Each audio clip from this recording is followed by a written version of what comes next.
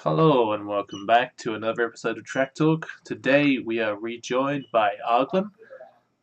How you Hello. doing? There he is, Pretty good. and he's doing good. And we're going to be talking about an as of this Track Talk unreleased track, but I believe this will be coming out right after this episode. Is that right? Yes, yeah.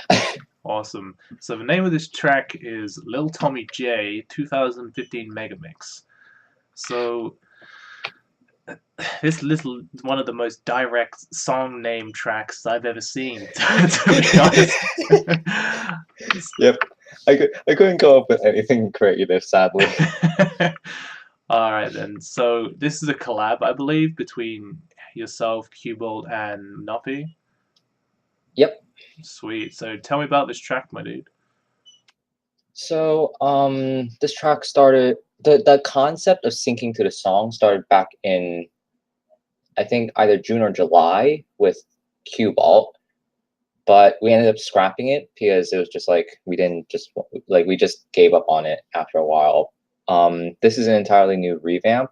I don't remember when I started this, but well, now it's finished, and I bugged the hell out of the both of them to try to get it through because it's just like Yeah. this went on hiatus for I think 3 times, and I was just like, let's get this through. I want to push this as hard as I can. Yeah, hell yeah, my dude. So, And well, we got it in the end. nice. So, is there like a specific style? Like, what kind of a song are we going to be hearing here? Now because this is a mega mix, it's like literally just a mix of like many different songs together, just mashed together. So I guess this is considered freestyled. Like you'll see in a bit. Like it's pretty much it's freestyle, but it's categorized in different genres over time. Nice. And one of the things I noticed when I watched this track was that it kind of evolves as it goes along. Like it starts out Yes. being kind of more. It almost reminds me a bit of like one of those kind of evolution of line rider tracks. Like everything, except it's more like Yes. the Yes. concepts themselves take on like a higher form as the track progresses. Definitely. Which is- Yeah. which That's is kind awesome. of the idea that I kind of went with for this track. Yeah.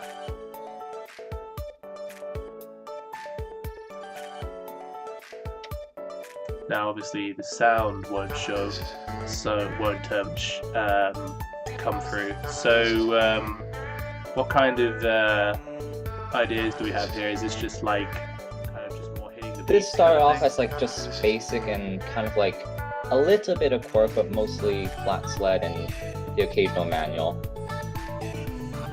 So this is kind of like the beginning, almost. Yeah. And then after this point where he falls for a little bit, it transfers into night mode. And then we fall into traditional quirk.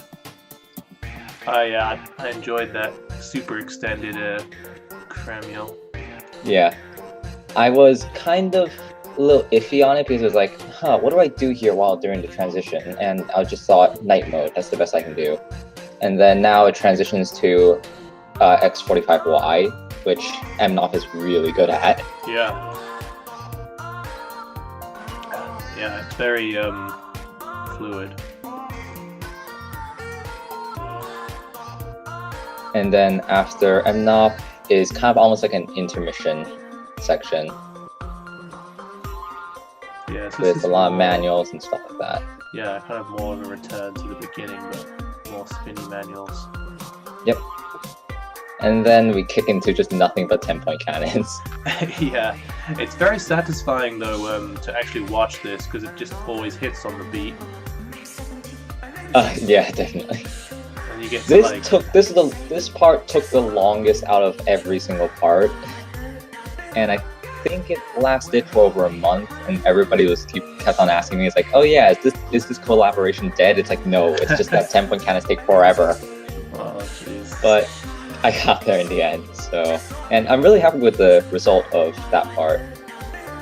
Yeah, it's crazy. This section I like a lot. Like conceptually, this is really interesting. Like it kind of reminded me of like a piano or something. Definitely, yeah. Almost like Guitar Hero or something like that. Yeah, That's what it yeah, was like as well. yeah, yeah, it's actually exactly like And that. then this is a reference to mitosis. Or yeah, I think that's the track. Yeah, it kind of reminds me a bit of Foe's Destinations track and Yes. Oh yeah. I can see that now. and it's a little bit like the ending of Falling to the Beat as well, except you kind of extended the concept of lines. So there's like there's like a mix of like multiple different tracks in this. Yeah, it's a really cool section though. And then Cameo, and then kind of like I guess this section is a little bit like a Winter Wonderland almost, like a tiny little like playground, I guess. Yeah, it's a cool little minimalist section for sure. Just where the track just kind of really isn't what you'd expect after seeing the kind of start of it. and then after this is just falling into a cave. This is really, really nice. This visually looks just great. And then after exiting the cave, I transitioned to day mode. Yeah, that's nice as fuck. It's something like you made the borders very, very, very, very smooth, so it just transitions very nicely. Yeah. Like one of the problems, I guess, did you use like ×25 lines for that, or is that just regular size? Yeah, because one of the those are 25x lines. Yeah, because one of the problems from using normal lines is that the sense of scale is much more minute, so you kind of have more screen tearing and like a visual like disturbances. Like oh yeah. Yeah. So the part that we just like talked over was kind of like an alt quirk section that was entirely blue. Yeah. And then this section is kind of like a build-up intermission because it's kind of like you're kind of getting a lot of these 10-point cannons and cramulls and stuff like that. Yeah. Which is kind of like a foreshadow of what's about to come next. Oh, and also I should compliment you on being the only other person to do that spinny cramule thing. Oh, yeah. I think and only Insanity. Rightliner did that. Oh yeah, then there's this very, very interesting bit. How did you manage to mesh these all together? I use Blender and green screening and chroma keying. But I later realized that the issue about chroma keying is that it takes forever. Yeah, isn't it like frame by frame almost? Yeah, it just does it frame by frame, and then you can only do. I don't know if you can actually do more than 3 clips at once, but I only learned how to do it 2 clips at once, so it took forever to get that rendered. Yeah, that's really awesome. I mean, the annoying thing about this is that like this is what we have to do to get multiple riders at the moment. Yeah, that's kind of sad. But it works. It works. And oh yeah, here, these are all statistics. So started in October. Yeah, it started in October, and then it finished in January. So it took like 3 months to do. You might have to update that Discord link because I think we updated our link today. Yes, yeah, I forgot. Yeah, because like we deleted the old link and ripped that. I'll be sure. I'll be sure to update that later on. I'm gonna have to update. Yeah, this needs to be updated. Sweet. But that's how that is. Anyways, let's go to take a look at this in some finer detail. So there's one bit that I'm going to show, which is here. This is kind of a slight video edit bit. You'll notice how there's no interruption there, as he just falls down. But then if you go after this section, you'll notice that at some point,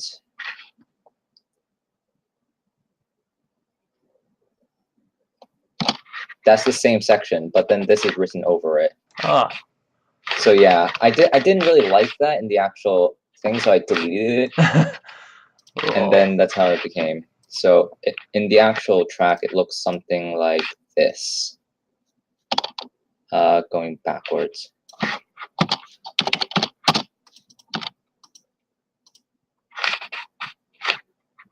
Yeah, so you just like removed it and put it back in. Yeah, it's like That's it's a slight jokes. nuisance. It looks fine like this, but the issue is that when you're in color playback, it shows it as green. And it Oh kind of yeah, looks out of place. green is unacceptable. And then this entire section is alt quirk. After this part came possibly I told him just like do whatever you want. I told that to Qbalt, and he surprised me a lot. He is like these are his first 10-point cannons that he's ever Yeah, made. that's what I was gonna say. Like Qbalt, who I should probably get on for a track talk, honestly, because I really enjoyed his track. Oh, Lark. definitely, That was a really, really enjoyable track. definitely, yes. But he's definitely not known for these kind of techniques, so to display them Yes, so it's kind of easily is pretty cool. yeah. It blew my mind the first time I saw it. I was like, this is Qbalt? Yeah, I've been keeping an eye on Qbalt. Like he's been kind of like steadily grinding away at his line rider. It's pretty Yeah, cool. definitely. These Cramiel spins, I thought, are these all on X lines? Because I thought Rideliner was the only other person to have done that before. Oh, these? Yeah. Yeah. No, it was done in. Wasn't it done in Inhibition C? Yeah, it was Inhibition C, like Rideliner did it, I think. It seems to be actually pretty easy. Yeah, and honestly. it looks so cool though. It's not that hard. Yeah. It's like I just tried it and it works out easily. Yeah. So is the person that got non-XY singular, was it Cramiel airtime on a whim?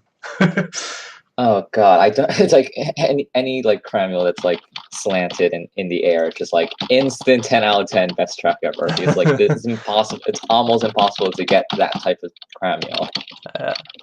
Well, I tried to do it in this track actually, like right here. This bit right here. I was trying to do it here, but I couldn't, and then I learned later about like the mechanics of how it actually works, and I was like, yeah, that's not happening.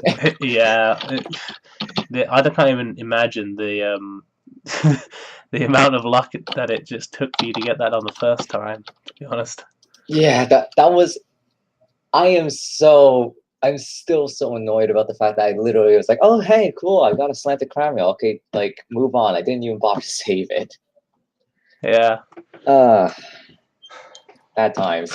Yeah, for those of you wondering what we're referring to, Arglin, I think, managed to replicate one of the most difficult to reproduce techniques on a whim, which is known as non-XY singularity airtime. And he just kind of or a flying Cramiel, I think that's what it's also called. Yeah. Like normally that position's impossible, but there's some weird issue with the line rider grid, which is like essentially a checkbox. Essentially like there's like certain like floating numbers and some other game mechanic that causes that. There's some crazy maths that I don't understand, so I'm just going to refer to it as magic. Because Same. But yeah. But anyways, the main purpose of why I actually came here was I suppose let's show how each of the endings are like separately. Yep. Because it seems a little bit too confusing when all three of them are playing at once. So for me, I just did curves and chains, which I didn't even learn chains for very long, and I'm pretty happy that how they actually came out. Yeah. These are like some fairly smooth chains. I mean, I can probably make them more evenly spaced, but yeah, whatever. It's like you can just copy and paste the same line or whatever. It doesn't really matter. Yeah. And then after this bit was just me having some fun with the copy and paste tool. Oh yes.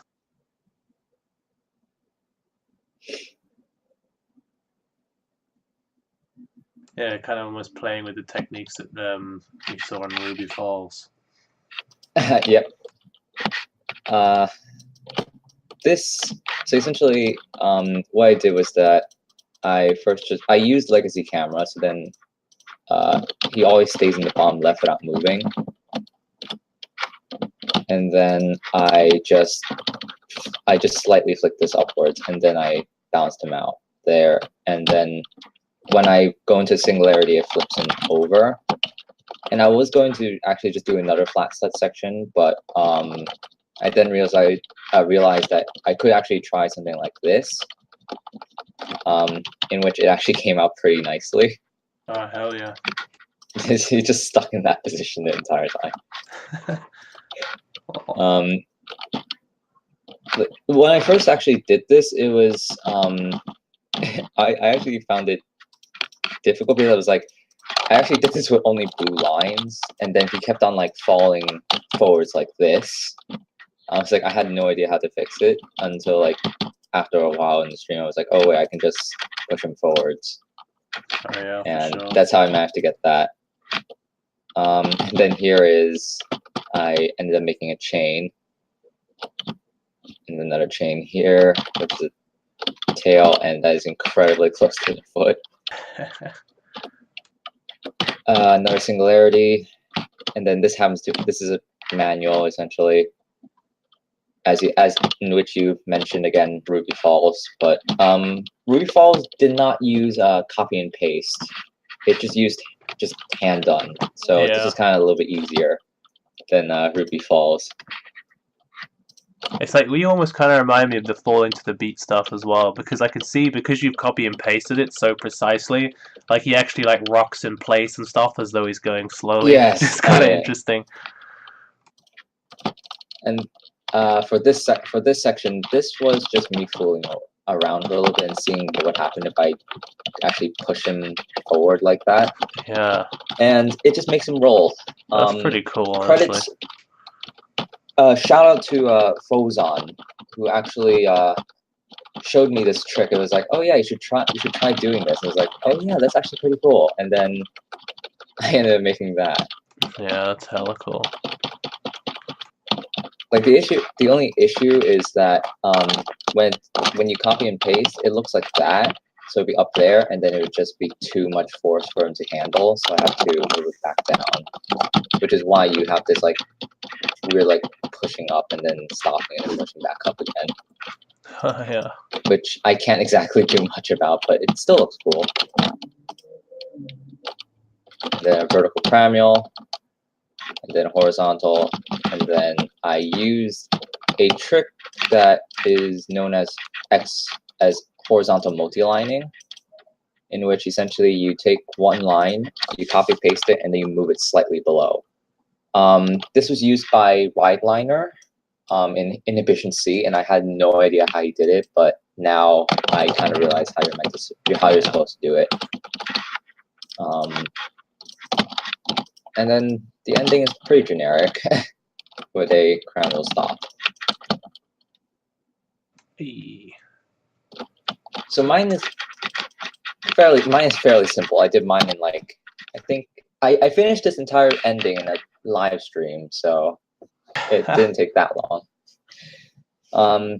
But moving on, let's go to this track, which is, if I recall, Qbalt, which is when I just went insane. Because just like I was just mind blown by this section, because this is so out of Qbalt's comfort zone. So I was really impressed by how he actually what he submitted to me. Yeah, totally.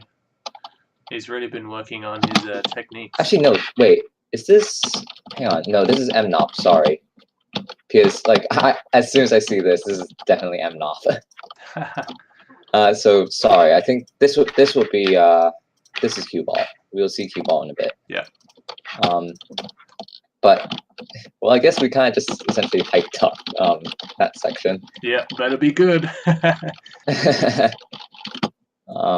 So this is just a peg chain and then a nose chain.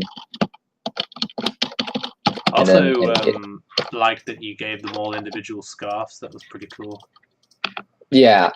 Oh, speaking of which, the scarves, I actually mentioned it in the outro of the video, but I didn't know what colors to actually choose, so I just like took two of the pictures of some of my friends who had like 2 different scarf colors, and these were just the these are the colors I got. Nice.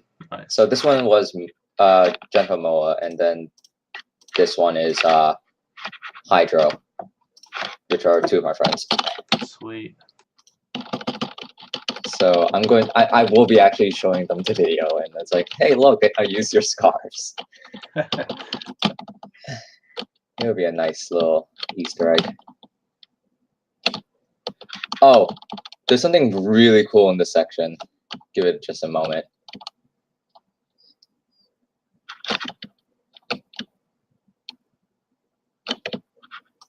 Of course, all the criminals are cool, but Yeah. there's one section that I'm waiting for. There. This is the very first. I don't think I've seen any other ones before, but that's a crown, man. Oh, and that's jeez. all blue. That's clever. That's entirely blue. That's a really clever use of a singularity. So does it actually show me the momentum? Well, it's not a singularity. It's more a it's a hypercranial. Yeah, I was gonna say, like, if you're pushing it, there's no way that's a singularity. Yeah. So that's like a hypercranial into a cranial position. So and then, you basically flipped him, and then that's really freaking cool. Yeah, that was really. I don't know if he actually did that intentionally or if it was entirely by accident. The first blue Cranaman. Yeah, that is. We're making new discoveries. Wait, isn't that a Sheldonial? Wait, is the hand? No, both arms are behind. No, yeah, they're both behind. Yeah, that's sweet. He did actually make a Sheldonial sometime later. That's awesome. There. Oh yeah. That's a Sheldonial right there. That's sick. Actually, is that Sheldonial? Yeah, it's Sheldonial. The arm is behind. Okay. Yeah. That's something I never expected to see. A hypercram. I guess all those positions are fluid though. That's a pretty cool way of getting to one. Yeah. And then after this section, I just essentially everything after this line is me just doing it. Because if you saw in the track, my Bosch was in the middle, Qbalt was on the left, and then Mnoppee was on the right. Yeah. This was me trying to play around with the camera angles. So essentially, when you're falling straight down, you will the rider will appear here. However, when you're like falling this way, it will fall. The rider will be here, and then when you fall this way, it will end up over here. Yeah.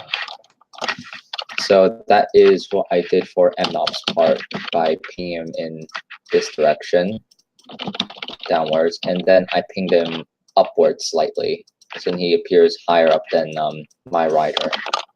Nice. So it kind of looks like a V shape. Yeah. And no, this wasn't. I wish this was, but that would be a pretty cool store. I kind of cheated. It looks like I made a balanced nose manual stall, but a tail manual stall, but I didn't. So yeah, I kind of cheated on that, but whatever. That's sick. Anyway, so I think that's about everything for Mnopp's part. We can now go to Qbalt section, and this impressed me just compared to, like, he began less than a year. He began like 6 months ago, and he was just doing really basic flat sled. The curves weren't smooth, and then now look at this. Yeah, he just decided that he wanted to get into these techniques, I guess, and more power to him. Add to have a big repertoire. Why not? I mean, you know, like why not have more of a kind of repertoire? I guess. Yeah. I mean, you know, like I guess my point is like people don't have to learn these techniques, but we find it impressive that he did. Yeah, yeah. This is everything that you see in line art that's quirk based is entirely unnecessary. Yeah. You don't. It's not even meant to be part of the game mechanic. But like it's not meant to be part of the game, or that's how the game is intended to be played. But whatever. Yeah, it is. It's impressive. Yeah. And it's certainly awesome that he got all this so quickly. Yeah, and also just the syncing is on point. If I slow this down here,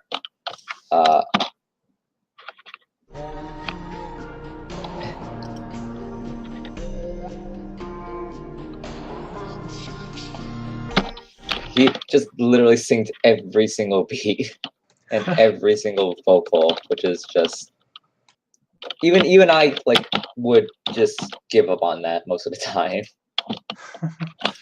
Yeah. But he pushed on and he made it through. Yeah, it's friggin' perfect, bro.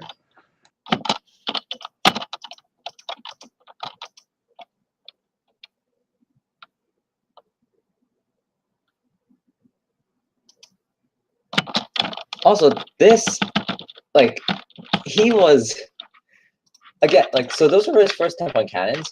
These are his first cranial spins. Damn, that's good as well. He evolved a lot in this track. Yeah, right. Transcended his previous abilities.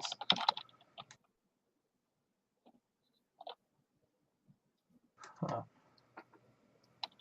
And then this is meant to be where it was supposed to end. So this part I changed slightly. But we're about to get an extra clip from Qbalt because he decided to continue syncing to the end. Oh yeah. And it's still energetic. Even though like most of the song is now like really quiet, it's just like he still likes that energetic feeling. Whoa. So props to Qbalt for like pushing through the whole entire thing and even like doing more work than what he was even supposed to do. Yeah, totally, dude. For this section, it was a cranial into this position, and then I sustained the cranial. This section took a lot of fiddling, because as you can see from that preview, his body is a bit messed up from pushing. Yeah, he's from like being pushed up so hard. One of those iterations. So pretty interesting. Yeah. So I had to actually you see how the butt so essentially the 3 contact points that have friction are is this one, and this one. Yeah, that's the prerequisite position to get the unicornual, by the way. Oh, that's ooh. Yeah. Oh yeah, actually that is the unicornual, isn't it? No, you have to snap the from that point you would then multi-line some of the other stuff forwards and backwards, and then it would go into it. You kind of had to stabilize it, and then it jumps forwards, I think. Okay. Or it might be that the shoulder has to be a bit higher up on the head as well. I can't remember, to be honest.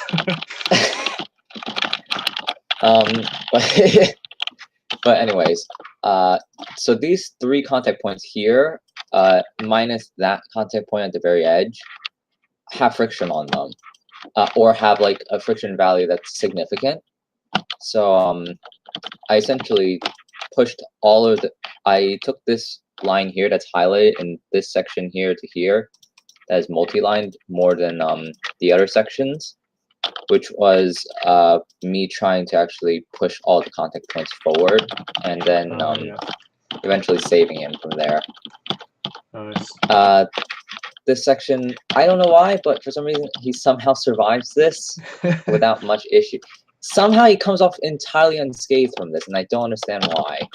Like, if somebody can actually explain this, I gladly I gladly take an explanation. Yeah, I'm surprised you managed to not have like knock-on recoil for having the butt so high and all the other iterations. Yeah. Well, I mean, to be fair, a lot of cranial cannons that go upwards, do usually end up like this. But the one thing that surprised me is the fact that most of the time you have the first iteration as a slanted, and then he would end up on that slant. Mm. And then on the next iteration it would be a flat line, flat line, flat line, flat line. And then that's pretty much why he survives most of the time. But this one is just straight out into a Yeah, it's kind of like you cram. have He just sustains a cranial the whole time. Well, most of the time. Yeah. Maybe that is actually the explanation to why it's not screwing him up. Yeah. So who knows? That's weird. So I first did a nose fling, then a inverted hand fling, which these I can never get over with. Just how like hilarious it is, because it's pretty much fitting every single contact point inside the sled. Oh yeah, for sure. That shit is tight. And then this section was just a hand, string. Wait, no, that's string. That's hand. A hand fling, and then another hand fling, and then a butt fling created by Qbalt. Of course, it had to be Qbalt because he's just like he's been doing a lot of interesting stuff. Yeah. Now it wasn't referenced in the video because it's just such a short section. Mm. But this singularity right here, this entire section here, just before the X45Y is my part. Yeah. And it just wasn't referenced because it's just like if it was, it would just be like Qbalt, Arglin, Mnoppee. Yeah. So I just decided to skip that and just went straight to Mnoppee instead. I mean, it's just a singularity cannon, so it doesn't make much of a difference. And then Mnoppee's ridiculous, crazy stuff. These iterations are interesting. Yes, definitely. And then I guess. Oh wow! Oh, okay. So that actually saves him like that. And then, Jesus Christ. And then, what the hell? Oh, he pushed the shoulder up. Okay, that makes sense. Interesting survival technique. and then, ooh, reusing. Okay, so he's reusing that section, pushing down, and then and then like a partial 10-point cannon. So it's like what, a 5-point, 1, 2, 2, yeah, 5-point cannon. Back up, and then he pushes down, and then that's just a rotation thing. And then alt fling, and it's just more shenanigans and stuff like that. Yeah, totally. I'm really impressed how most synced he actually got it to be. It's pretty sweet. Alright, so then this is pretty much coming to the end of the shenanigans. This is a pretty clever trick where it actually pushes the momentum vectors to go this way, and then he can actually pull down on all of them forwards. Nice. Alright, and then after Mnoppee section is Qbalt, which is a lot of manuals.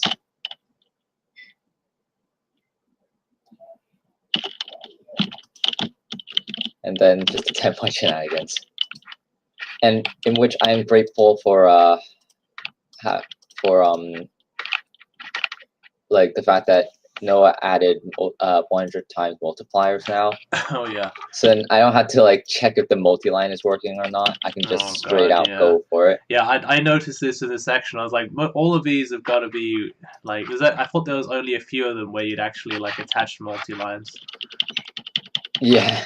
So I've just loaded. I loaded up version 1.03, and this is how it looks like. Yeah.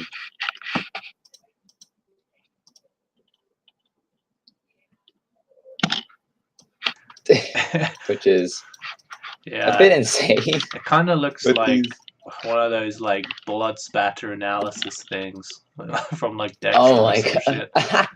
or like It does actually. or like some like crazy modern art piece. Yeah. But now in modern versions of this game, it's now fixed to just having no more than 3 triangles and having a plus sign. So now it doesn't look as cluttered as this. Yeah, boy, we are very grateful, JC.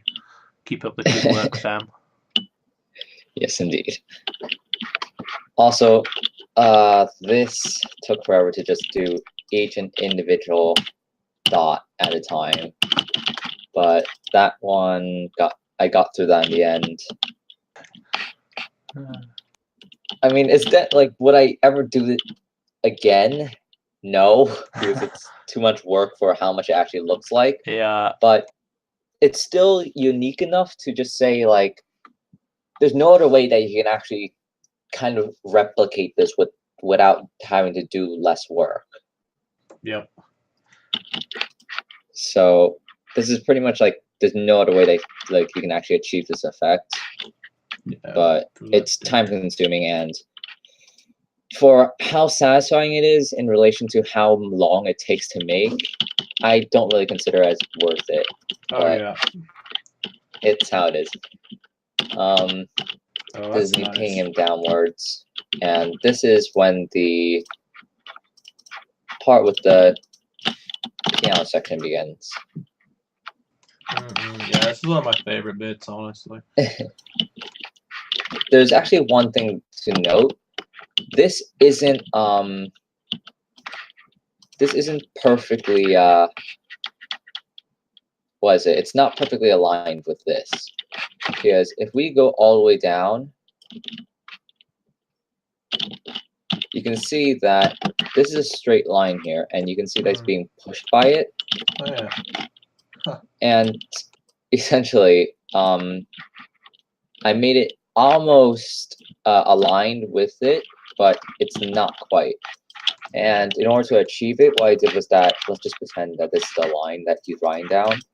And then what I did was that I took a line here, and I just extended it as high as I could.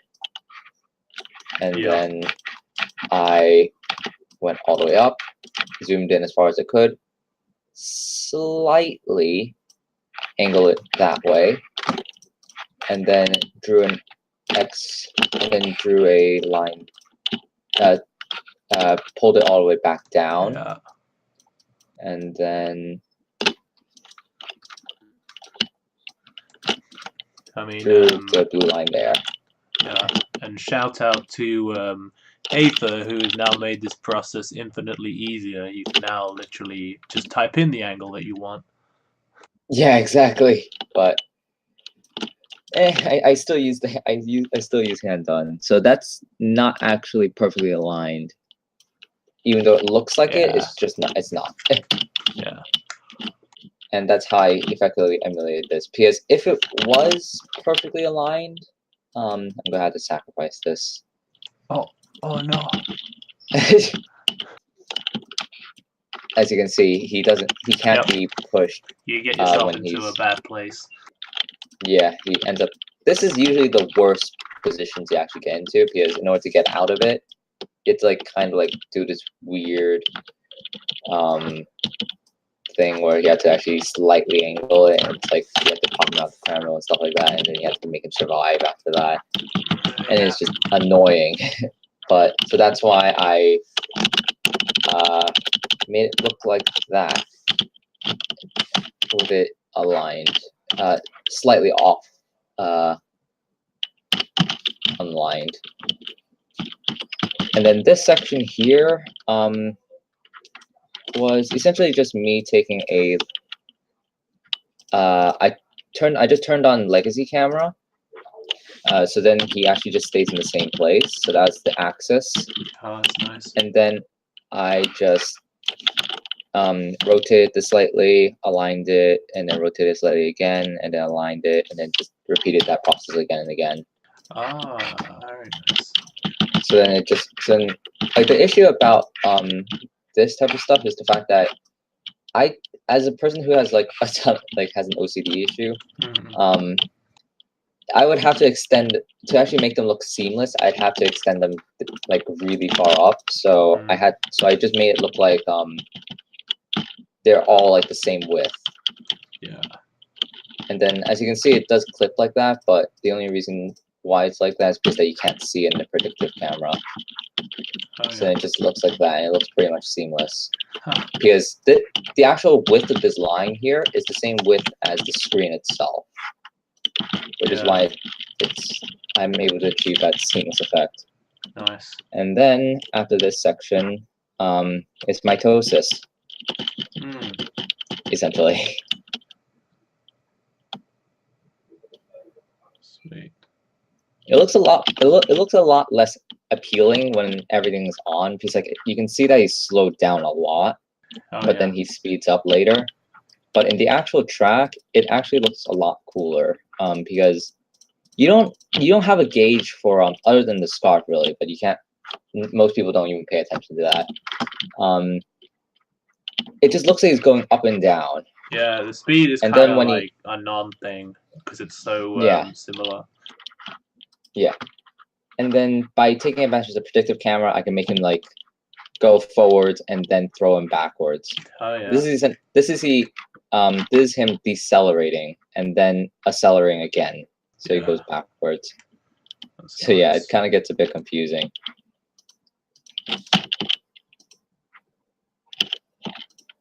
I'll just turn on hit test just for the hell of it.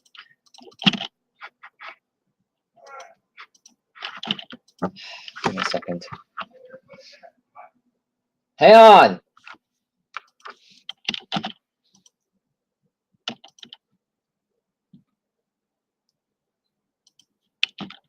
So after this mitosis section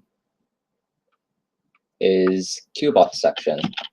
Oh yeah, not to mention this is a trick that I haven't used before, but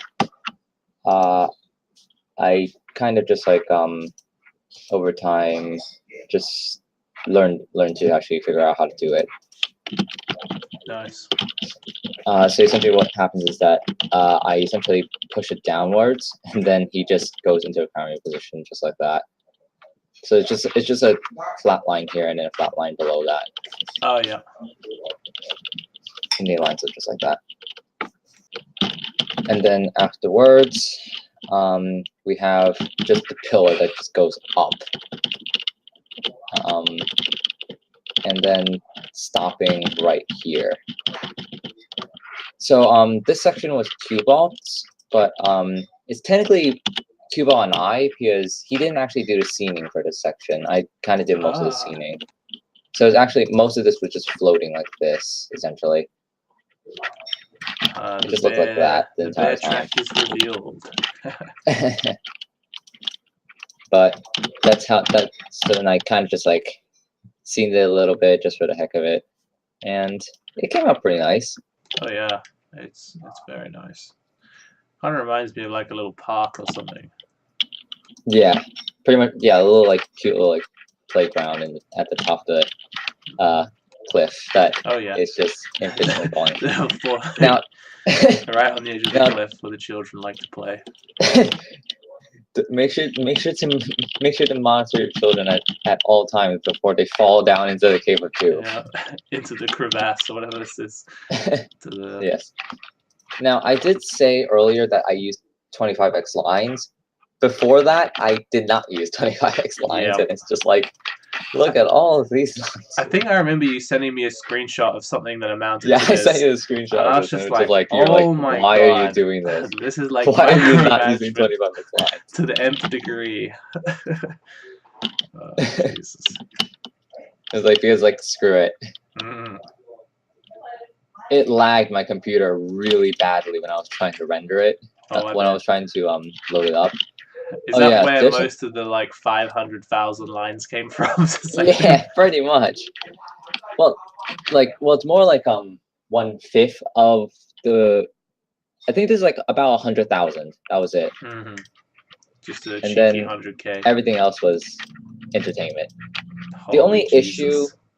the only complaint that I had about this is the fact that I didn't do it perfectly, and if you can't, I don't know if you can actually see it, but there's some slight imperfections here where you can actually like see a tiny hole. Yeah, that happens It sometimes. will look. Yeah, I know I'm exaggerating a bit, but it yeah, looks kind of like it will look like this essentially. yeah. It's this little tiny hole. And I'm really annoyed that that happens. Oh, actually, it's a lot more obvious when I zoom out. Yeah, it's only really visible at different zoom levels, which I find odd.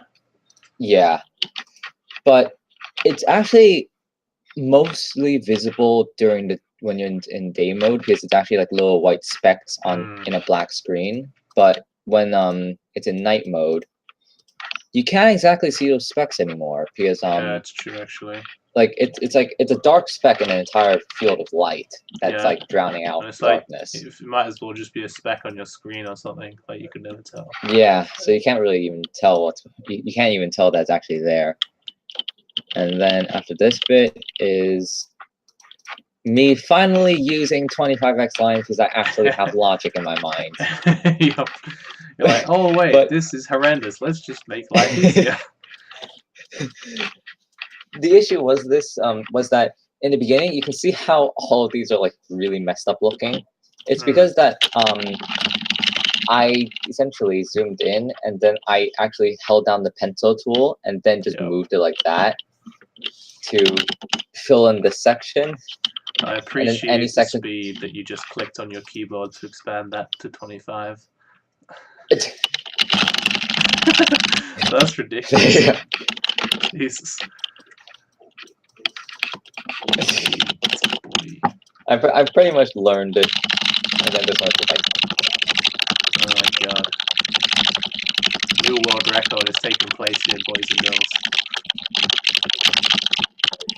Look at the stamina. Go on, boy. There you go. There you go. All right. Jesus Christ. And then that's a two. But now we have this, so I can just like done. Yep. Grateful for Noah.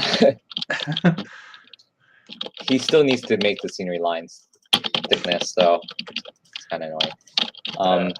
But yeah, this is any missing areas I had to fill in like this. It just looks all messy. Yeah. But then you'll notice a very sudden change where I was like suddenly thinking, huh, maybe I should probably not do this and actually use like copy and paste in something. And so that's what I did, and now it looks a lot more cleaner. Okay, yeah. And it also looks really Except for that. Let's ignore that.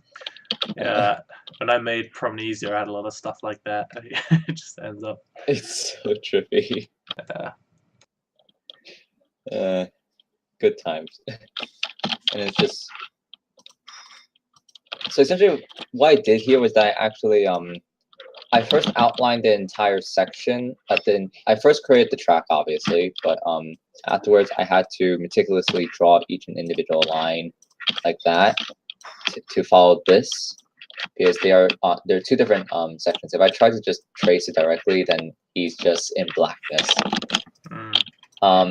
But then after I finished tracing, I removed all the track pieces, I removed all the track lines, and then I just copied that entire scenery section and then paste across.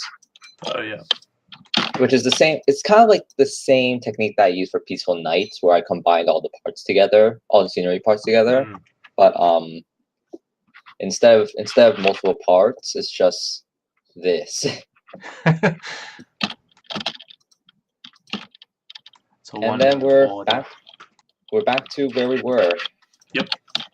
Nice. I suppose we can actually talk a little bit about this section. So this is actually my first attempt at ever making a blue progressive quirk or alt quirk. Okay. Like I mean, like there's it's a little bit controversial around the name of it, because like alt quirk is like kind of like implies that it's all nothing but like alt flings, but then progressive quirk is kind of like essentially using the definition of progressive quirk is using unconventional flings. So like for example, this would not be a conventional fling to use like the butt on that. Oh yeah. And then pushing that way. This is a fling. Well, it's more chain, but it's still progressive work and not like the conventional long flings that we have. Yeah. And then this bit is just me. This is just pushing upwards, and then this is I think a hand, and then also a shoulder alt fling. And then there's some weird ones like this one where it's like in a weird position type of fling. That's cool. Though. It's actually kind of like it's a recycled fling in a sense, because the shoulder's here, but then the hand also uses some of these fling sections here when and then the shoulder falls behind, and then the butt also falls behind afterwards. Yeah. And then this trick is essentially, I don't know. It's just pulling as hard as you possibly can. He seems fine. He's fine. I'm sure he's just. He's. Imagine what that feels like. Well, your shoulders are being ripped out of their sockets, so I don't know. It's like, imagine being controlled by someone who knew just how to torture you like endlessly. Every single way. But he'd never ever leave a mark. But he'd push you to your limit every day. Poor Bosch. I think Bosch needs a union or something. Oh yeah. Also to make sure that he doesn't die, I grab his ass. Yeah. It's like, yeah. So he's getting harassed and tortured at the same time. Yeah. But the reason why I suddenly did a strong pull like this here is because of the fact that you can hear that high pitched beep in the background, right? And that's just me trying to emulate that. It's like most of this is like just like it's like that beep is kind of like standing out of everything. So I just wanted to have that strong fling to emulate that. Oh yeah. And then there's some parts that I'm actually pretty proud of, which is like, there's this section which rolls over, and then I push, and then it becomes an alt fling. And then a temporary stall here. And then it pulls it upwards, and then pushes forwards, and then it becomes this really strong alt fling. I do love me a good alt fling. Alt flings. The first time I discovered how to finally make an alt fling, it was like, this is so much freaking fun that like I just like used it everywhere in my test tracks, but I just didn't know where to use it in later tracks. I love making like granular alt flings. Oh my god, yeah, yeah, those are really cool. This is kind of an ASD. It's an ASDF into an alt fling. Yeah. And then recycling a section of track, and then spinning, and then into another alt fling, which suddenly shoves him in that direction. And this section I'm actually kind of proud of, which is like, again, another section which is like a strong alt pull for that beep, and then it goes into another alt fling, which then becomes a tail fling sort of. And then this is it's an interesting roll that I did here. Oh yeah. So it pushes him downwards, and then pushes his shoulder upwards, and then his nose downwards. And then this section pushes his feet forward while his nose goes backwards, and then everything else goes backwards. Somehow this does not collide with anything, which is a miracle. This was kind of mandatory to do, because if I didn't do that, he would just die instantly on this line. And then I did a really interesting stall here. And then it's just kind of it's an interesting, like, I don't know what type of bend to call this. It's like, it's an S bend combined with a M bend, and then like, so yeah, it's an SM bend, and then afterwards we have an alt fling that comes after this section, which pushes him forward. Did some interesting safety maneuvers with using 6 iterations, stuff like that, and then pulled him into, and then this is like an AS semi. I don't even know what type of fling to call this, but it's a fling. Interesting one, yeah. And then another weird stall, which like just pushes him against like that. And then he gets pulled upwards, and then he gets into an alt fling, and then another alt fling, and then it's a weird spin thing, then stall, and then another, and then the last strong alt pull, which was using the string, which usually looks really trippy because you have the chance of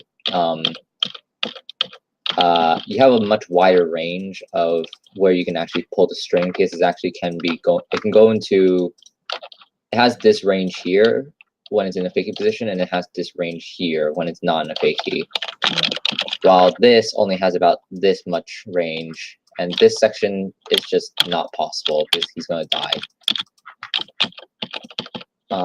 After this section comes Qbalt, who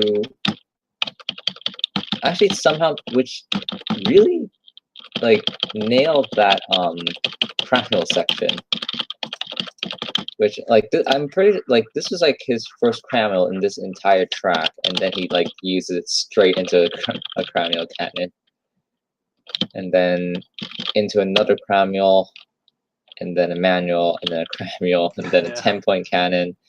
It's just like, how he even did this, which is even for like a lot of for most experts is incredibly difficult to deal with, because just look at all the contact points everywhere.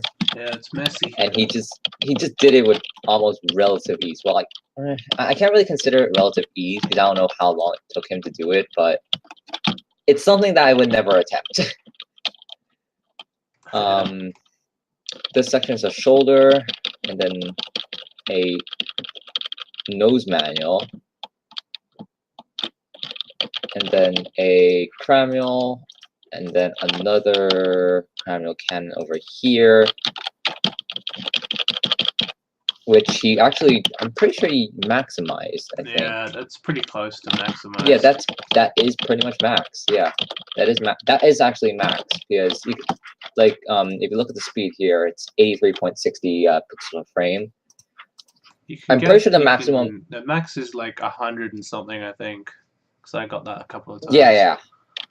Yeah. But that's like if you have some iterations and stuff like that, so that's a bit insane. Even like the highest I've ever gotten was like a 74. No, you can get over 100. It's not that Seriously, tricky. really? Yeah. I did not know that, because I actually use this technique of like having pushing it multiple times with multiple lines at once. Yeah. And I could not get it any faster than what he got.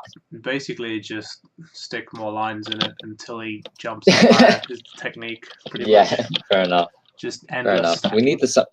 We need sub iterations, Noah.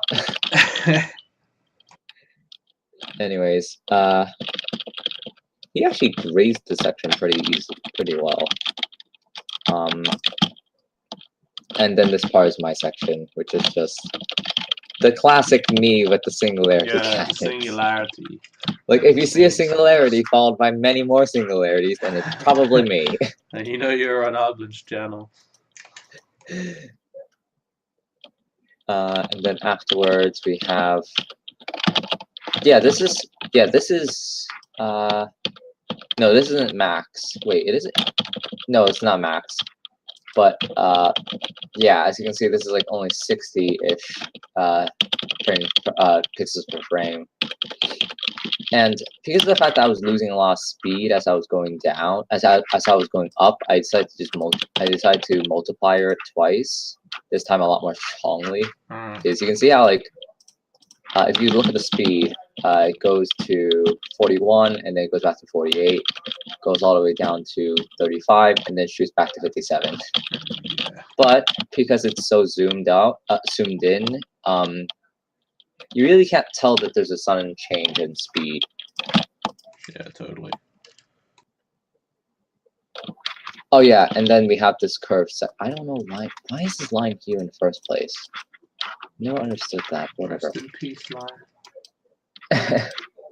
But this curve, what I did was that I essentially took a pencil line and did this.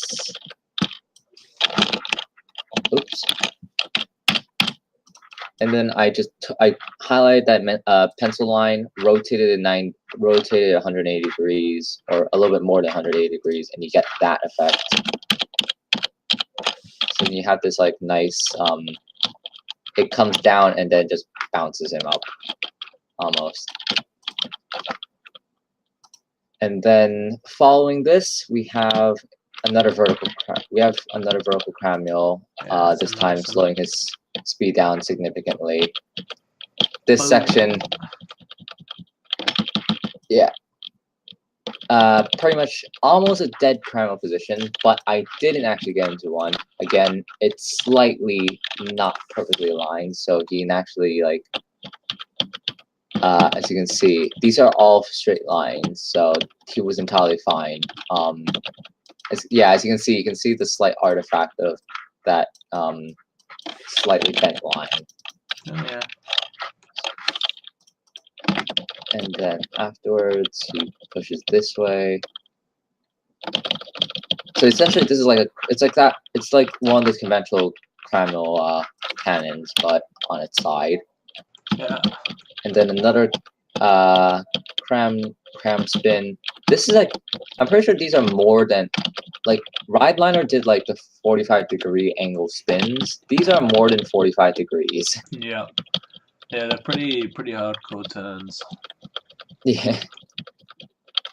Yeah, the worst part about those is stopping them afterwards, because you're it's like anything in Line Rider, you have to counteract it. Yeah. But because of the multiplier function, it made the life a lot easier. Oh yeah. And then we have this section, followed by this section, followed by this weird section, and followed by this section. Like that just demonstrates how separated the contact points were. Like I had to put a second line there. Yeah. And then I had to do some weird fiddling around because he would not survive, so I had to push his contact point down, and I had to do that, and just like it was pretty much, I'm pretty much hitting the upper limits of what you can do in a normal cranial spin. Oh yeah.